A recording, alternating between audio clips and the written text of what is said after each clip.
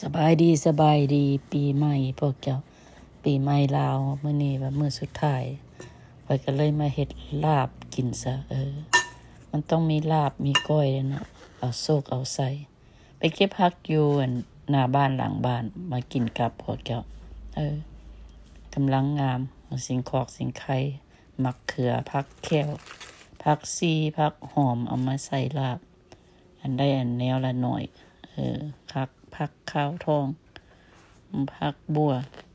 อันนั้นเครื่องปลูกของฝังอยู่บ้านเอามาเก็บใส่ป่นใส่แก้วใส่ลาบใส่ก้อยอันนี้ค่อยก็เรียบร้อยแล้วค่อยก็เอามาคนมีหนังเอาหนังหมูใส่น้ำพวกเจ้า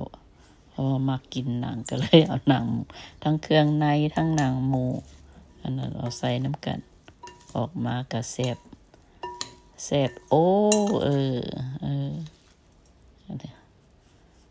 เฮ็ดลาบเฮ็ดก้อยเอาอันนั้นโชคดีปีใหม่เด้อเบิดทุกคนขอให้อายุมันควรยืนสุขภาพแข็งแรง